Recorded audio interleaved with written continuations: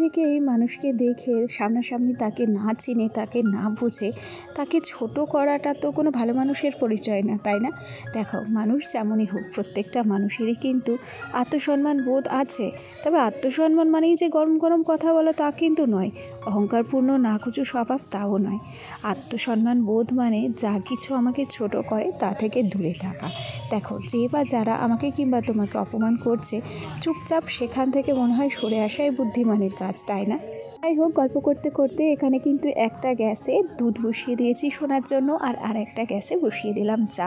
আর প্রত্যেক দিনের মতো চায়ে কিন্তু তেজপাতা দিয়ে নিয়েছি, আর তারপর চিনি চাও দিয়ে নিলাম। চলো আগে নিজের পরিচয়টা দিয়ে নিই, তারপর আরও কত গল্প হবে তোমাদের সঙ্গে। নমস্কার, কেমন আছো সবাই? আশা করছি সবাই ভালো আছো, আর আমরাও বেশ ভালো আছি। আমি রিমি চলে এলাম আরও একটি নতুন ভিডিও নিয়ে তোমাদের কাছে। প্রত্যেক দিনের আমার একটা বাজে অভ্যেস হয়ে গেছে জানো, চা চাকতে গেলে না চা কি হয় কিছুটা পরিমাণ প্লেটে পড়েই যায়, আর সাথে সাথে সেটাকে কিন্তু একটা কাপড়ের সাহায্যে মুছেও নিই। নাও, চাটা নিয়ে সোজা চলে এলাম ঘরের সামনে। কি সুন্দর রোদ পড়েছে দেখো। আবহাওয়াটা গতকাল রাত থেকে বেশ ঠান্ডা, তাই কিন্তু এই যে রোদে বসে চাটুকু খেতে পারছি। তবে সেই দুদিন যে গরমটা দিয়েছিল সেরকম যদি গরম পড়তো তাহলে কিন্তু আর রোদে বসে চা খেতে পারতাম না। এখানে দেখো, বিট কিছুটা আমি কিন্তু গ্রেটারে গ্রেট করে নিয়েছি, আর এখানে 4 পিস কাটা মাছ, এগুলোকে বার করে অনেক সকাল সকাল উঠেই কিন্তু সমস্তটা আমি রেডি করে নিয়েছি। একটু কালো জিরে ফোড়ন দিয়ে বিটটা রান্না করব। এইরকমভাবে বিট রান্না না ভীষণ ভালো লাগে, সাথে যদি একটা কাঁচা লঙ্কা ফোড়ন দেওয়া যায় তাহলে তো দুর্দান্ত খেতে হয়। আর এখানে এই যে একটা কড়াইতে কিন্তু মাছ ভাজতে বসিয়ে দিয়েছি। আজকে আমি যখন ভিডিওতে ভয়েস ওভার দিচ্ছি তোমরা খেয়াল করছো যে কত রকম পাখি না ডাকছে, ভারী সুন্দর লাগছে জানো তো। গ্রামের পরিবেশে পাখিদের কিচিরমিচির এটা কিন্তু অস্বাভাবিক কোনো কিছু নয়, এটা গ্রামের পরিবেশকে আরও সৌন্দর্যে ভরিয়ে তোলে। যাই হোক, এখন সোনা উঠে গেছে, সোনাকে হাত মুখ ধুইয়ে তারপর একটু ক্রিম লাগিয়ে দিলাম। আর আমার ছেলের মুখে যখন ক্রিম লাগিয়ে দিই, কোনো ময়শ্চারাইজার লাগিয়ে দিই, তখন বলতে হয় ওকে যে নাক উঠ টিয়ের ঠুট, নাক উঠ টিয়ার ঠুট। মানে ওর বাবা যখন ওকে ময়শ্চারাইজার লাগিয়ে দেয় তখনই ছড়াটা বলে, আর আমি যখন লাগাতে আসি তখনও বলে যে মা ভাবি যে ছড়াটা বলে সেই ছড়াটা বলো। সেটাই বলতে বলতেই সোনাকে কিন্তু ফ্রেশ করে দিয়েছি। তারপর সোনাকে খাওয়ানো দাওয়ানোর প্রস্তুতি নিয়ে এই যে বিছানাটাকে কিন্তু আমি সুন্দর করে গুছিয়ে নিচ্ছি। এই যে বালিশ কভারগুলো দেখছো, এই বালিশ কভারগুলো না অনেক দিন হলো পরিয়েছি গো। তবে আমি যে আরও কয়েকটা বালিশের কভার কোথায় রেখেছি গতকালকে খুঁজেছিলাম, খুঁজে পাইনি। এগুলোকে খুঁজে পাওয়া মাত্রই বালিশের কভারগুলো চেঞ্জ করে দেব। আর আরও দুটো নাইটি ধুয়ে কেচে রেখেছি, ভাবছি কি টেলার্সের কাছে দিয়ে আসবো বালিশের কভার করতে। জানো তো, কেনা বালিশের কভারের থেকে যে নাইটিগুলো দিয়ে বালিশের কভারগুলো করেছি সেই বালিশের কভারগুলো না অনেক সুন্দর লাগে, আর অনেক দিন সেগুলো টিকেও যায় জানো, খুব সহজে ছিঁড়তে চায় না। যাই হোক, গল্প করতে করতে দেখো আমার বিছানার সাইডগুলো একটু তোমাদেরকে দেখিয়ে দিলাম। যদিও বা ঘরটা একটু রং করতে পারতাম, না জানি আরও কতই না সুন্দর লাগতো দেখতে। গল্প করতে করতে আগের দিন বাজার থেকে যে বিচে কলাগুলো নিয়ে এসেছিলাম সেগুলো দিয়েই কিন্তু মাছটা রান্না করব। আর এই তো দেখো না, সেই তরকারিটা আমি কিন্তু বসিয়েও দিয়েছি। আর আজকে রান্নাবান্নাটা অনেক সকাল সকাল হচ্ছে। সত্যি কথা বলতে জানো তো, ভোর ভোর যেটাকে ব্রহ্ম মুহূর্ত বলে, ব্রহ্ম মুহূর্তের কিছু সুঅভ্যাস আমাদেরকে কিন্তু কাজে অনেক হেল্প করে, আর আমাদের পুরো কাজের ধরনটাই চেঞ্জ করে দেয়, তাই না বলো? তবে প্রত্যেকটা গৃহিণীর মতো সংসারে লক্ষ্মীশ্রী ধরে রাখতে ব্রহ্ম মুহূর্তের বেশ কিছু নিয়ম কিন্তু আমিও মানি।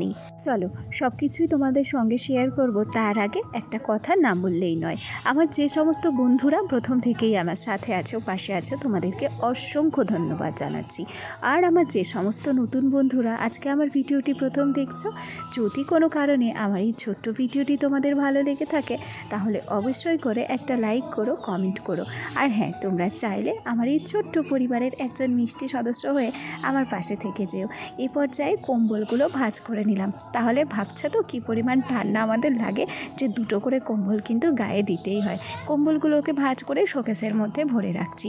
চলো এবার বলি, ভোর ভোর উঠে কী করি জানো তো, বাসি উঠোন ফেলে রাখতে নেই, তাই সোজা বাসি ঘর বাসি উঠোন কিন্তু সাথে সাথেই ঝাড় দিয়ে নিই। আর তারপরে বড়দের মুখে শুনেছি যে বাসি উঠোনে নাকি রোদ লাগাতে নেই, সেই জন্য যতটা সম্ভব তাদের কথা মেনে চলা যায়, রোদ ওঠার আগে আগেই বাসি উঠোনটাকে সাজু করে ফেলি। আর বিয়ের আগে থেকেই মা, কাকিমা, ঠাকুমা, দিদা সবাইকে দেখতাম যে বাসি কাজকর্ম করার পর বাসি কাপড় কিন্তু চেঞ্জ করা। শুনেছি বাসি কাপড় চেঞ্জ করে কাজকর্ম করলে নাকি সংসারের অনেকটা উন্নতি হয়। সেই জন্য কী করি বলো তো, সকালে বাসি কাজকর্মগুলো সেরে তারপর নিজের বাসি জামা কাপড়গুলো ধুয়ে কেচে সাথে সাথেই মেলে দিই।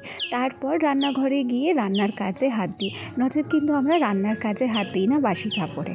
তবে সবাই যে সব কিছু মানে তা কিন্তু নয়, কারোর কাছে এই সমস্ত নিয়মগুলো কিন্তু কুসংস্কার বলে মনে হয়। তবে আমাদের কাছে এগুলোকে মানতে মানতে না কুসংস্কার নয়, একটা সংস্কারেই পরিণত হয়েছে বলতে পারো।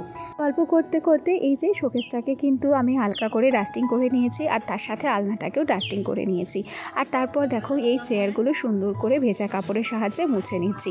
সোনা তো চেয়ার টেবিলে খাই, ছোট্ট মানুষ কখনো কী হয় এঁঠো চেয়ারে পড়ে। তবে রাত্রের ক্ষেত্রে কি হয়, চেয়ারে এঁঠো পড়লে কোন চেয়ারটাই এঁঠো পড়লো কোনটা নয় এটা ভাবনা চিন্তা করে, আর তার উপরে এমনিও কিন্তু চেয়ারগুলো আমি মোছামুছি করে পরিষ্কার পরিচ্ছন্ন করেই রাখি।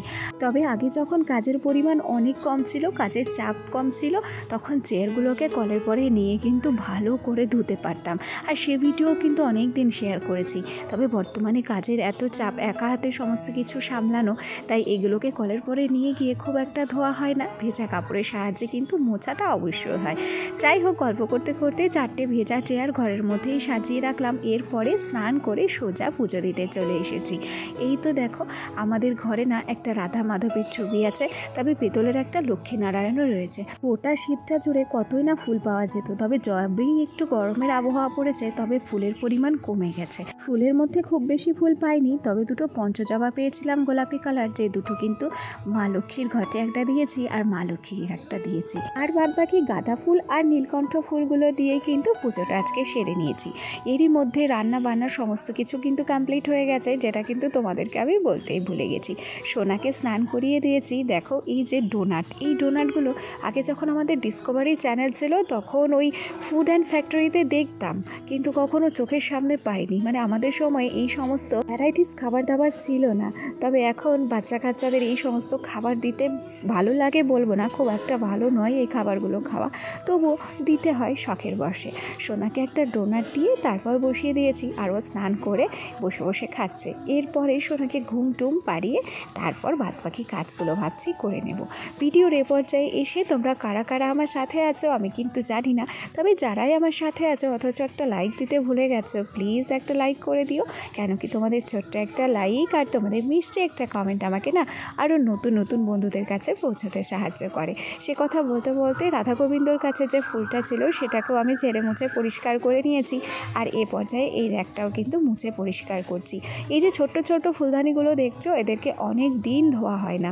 একদিন ভাবছি কাজের পরিমাণটা কমিয়ে দেব, শর্টকাটে কোনো কিছু রান্নাবান্না করে নেব, তারপর যে সমস্ত ফুলদানি থেকে শুরু করে আর্টিফিশিয়াল ফুলগুলো রয়েছে সমস্ত কিছু সার্ফ গোলার জলে ভালো করে ধুয়ে পরিষ্কার করে নেব। যেহেতু প্রচণ্ড গরম পড়ে যাচ্ছে, সামনে অনেক গরম পড়বে, সেই জন্য আমরা বড়রা তো অনেকেই সানস্ক্রিন ইউজ করি, তবে বাচ্চাদেরকে সানস্ক্রিন ইউজ করাই। সানস্ক্রিন দেখো আমার সোনার জন্য একটা নিয়েছি। মোটামুটি বছরখানেক আগে মামা আর্থের এই মিনারেল বেসড সানস্ক্রিনটা আমার সোনার জন্য আমি নিয়েছিলাম। সত্যি কথা বলতে কি জানো তো, সানস্ক্রিনটা অনেক ভালো। সোনাকে এখন মাঝে মাঝে মুখে দিয়ে দিই, তবে প্রত্যেক দিন দিই না, হালকা পাতলা করে মাঝে মাঝে দিই। ভিডিওর এই পর্যায়ে তোমাদের সঙ্গে গল্প করতে করতে বিকেল গড়িয়ে কিন্তু সন্ধে হয়ে গেছে। তারপর এসেছিলাম একটু বাজারে গিফটের দোকানে, একটা জন্মদিনের নিমন্ত্রণ পেয়েছি, সেখানেই যেতে হবে কিছু গিফট নিয়ে। তবে এখানে এসে জানো আমার এই ধরনের শোপিসগুলো ভীষণ পছন্দ হচ্ছিল, বুদ্ধের মূর্তিটা এত সুন্দর লাগছিল, সেটা একটু তোমাদের সঙ্গে শেয়ার করলাম। চলো আজকের ভিডিওটি তাহলে এখানেই শেষ করছি, আবার দেখা হবে, টাটা সবাইকে।